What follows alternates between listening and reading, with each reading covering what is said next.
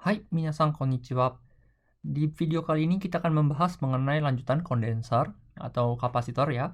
Jadi seandainya kita memiliki kapasitor, kemudian kita masukkan di elektrik atau konduktor di dalamnya, maka kita tahu di mana kapasitansinya itu akan berubah. Biasanya akan lebih tinggi. Kenapa?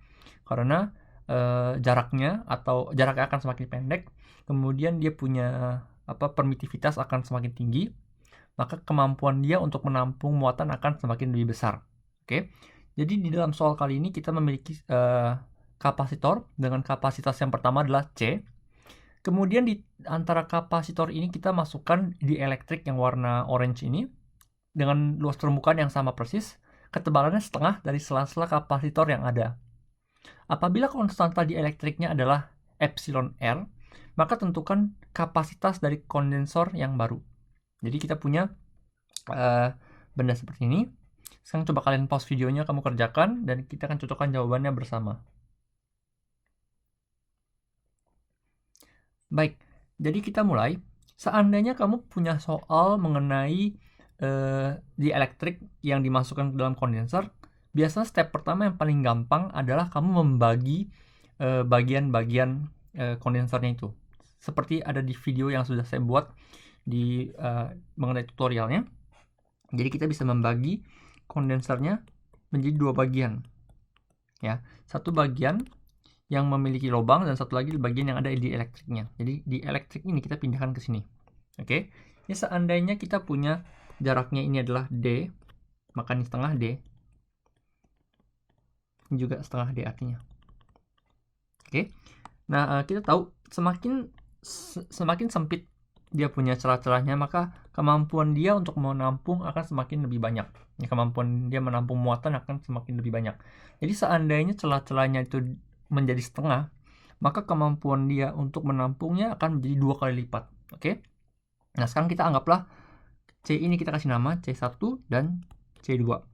Jadi kalau kita punya C1 itu besar kapasitansinya berapa? C1 sama dengan 2 dikali kapasitansi awal, 2 kali C. Ya, 2 kali yang awal, 2 kali C. Kemudian bagaimana dengan C2? C2 itu kita punya besar kapasitansinya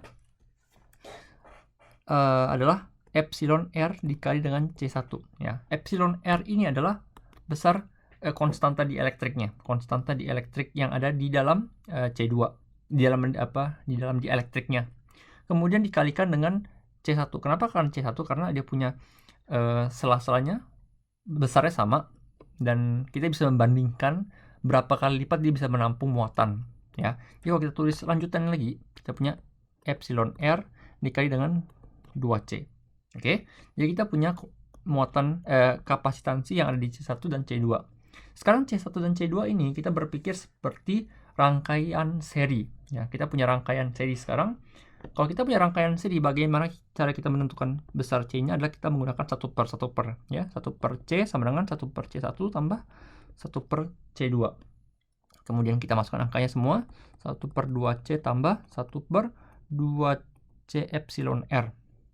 Kalau kita kali silang, maka kita bisa mendapatkan ER tambah 1 per 2C epsilon R.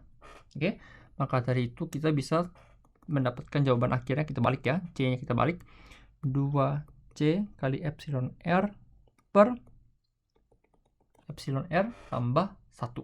Oke, jadi ini jawaban akhir untuk soal nomor ini.